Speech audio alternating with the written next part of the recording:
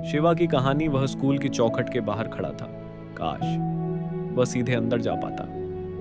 Master जी की नजर उस पर पड़ी। उन्होंने पास बुलाकर पूछा, बेटा तू बाहर क्यों बैठा है, अंदर क्यों नहीं आता? शिवा ने अपनी सूनी आंखों को नीचा किया और रूंधे हुए गले से कहा, मास्टर जी मेरे पास चप्पल नहीं है। मास्टर जी का कलेजा मुंह को आ गया। उनकी आंखें नम हो गईं। उन्होंने तुरंत अपनी पुरानी चप्पलें निकाली और शिवा को दे दी। साथ में एक किताब दी, सफलता का राज। शिवा ने उस रात किताब पढ़ी। अचानक उसकी नजर एक पंक्ति पर थमी और वह कांप गया। वह लाइन थी, अगर तुम्हारे सपने बड़े हैं तो मेहनत भी वैसी ही होनी चाहिए। उसी रात खामोशी में उसने खुद से सवाल किया, क्या मैं गरीबी में ही मर जाऊंगा? नहीं, उसने तय किया कि वह सूरज उगने से पहले जागेगा। सुबह के ठीक 4 बजे थे। पूरे घर में सन्नाटा था। शिवा उठा और निकल पड़ता। वह मास्टर जी के घर अखबार बांटता, फिर स्कूल जाता।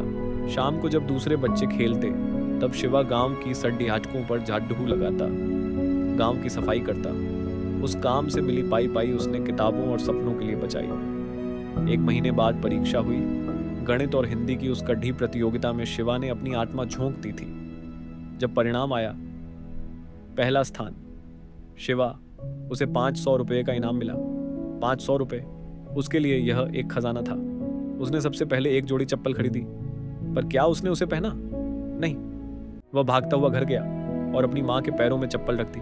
उसने कहा, माँ, यह आपकी मेहनत की कमाई है, इसे पहन लो। माँ की आंखों से झरझर आंसू बहने लगे। माँ ने सिसकते हुए कहा, बेटा, तूने मेरी गरीबी में प्यार का जो मरहम लगाया है। शिवा मुस्कुराया, पर उसकी भूख अभी शांत नहीं हुई थी। उसने सरकारी लाइब्रेरी से नाता जोड़ा। हर शाम वह मीलों पैदल चलकर जिला मुख्यालय जाता। रात में सिर्फ 3 से 4 घंटे की नींद और बाकी समय सिर्फ पढ़ाई। उसने अपनी माँ से वादा किया, माँ, अब मैं सीधे सरकारी सेवा में जाऊंगा। माँ ने उसकी तपस्या देखी थी। उन्होंने आशीर्वाद देते हुए कहा, बेटा, तू कर सकता है, मुझे तुझ पर भरोसा है। बरसों का तप, अनुशासन, धैर्य और साहस। अंत में वह दिन आ ही गया। आईएएस, आईएएस की परीक्षा। दिल की धड़कनें तेज थीं, तनाव चरम पर था, पर शिवा नहीं डरा। जब रिजल्ट आया तो स्क्रीन पर उसका नाम चमक रहा था। वही नंगे पांव वाला लड़का अब जिले का कलेक्टर बन चुका था। पूरे गांव में ढोल नगाड़े बज रहे थे। शिवा जब अधिकारी बनकर लौटा तो उसने सबसे पहले गांव की पुरानी लाइब्रेरी को एक भव्य रूप दिया। वहां मुख्य द्वार पर एक बड़ा बोर्ड लगवाया, यहां अब कोई भी चप्पल के बिना भी आ सकता है।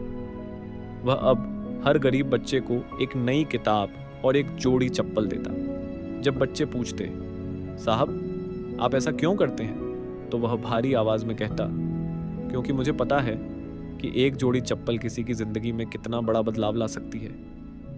तभी रोहित मिला, जो बचपन में शिवा की गरीबी पर हंसा करता था। आज वह एक मामूली क्लर्क था। रोहित ने सिर झुकाकर कहा, माफ करना शिवा, मैंने तुम्हारा मजाक उड़ाया था। शिवा ने बड़े बड़प्पन से उसका हाथ थामा और मुस्कुराते हुए कहा, दोस्त, तुम्हारे उन्हीं तीखे शब्दों ने तो मुझे बदलने की जिद दी थी। आज मैं जो भी हूं, अपने संघर्षों की वजह से हूं। इस कहानी का भावार्थ, कभी किसी की लाचारी पर मत हंसिए। याद रखिए, वही नंगे पैर चलने वाला इंसान कल इतिहास लिख सकता है। बस जरूरत है तो अनुशासन, मेहनत और खुद पर अडिग विश्वास की। अगर आपको हमारी कहानियां पसंद आई और आप और भी ऐसी दिलचस्प वीडियोस देखना चाहते हैं तो कृपया हमारे चैनल को सब्सक्राइब करें और बेल आइकन दबाना ना भूलें। इससे आप हमारे नए वीडियोस सबसे पहले देख पाएंगे। आपका प्यार और समर्थन हमें आगे बढ़ने की प्रेरणा देता है। धन्यवाद।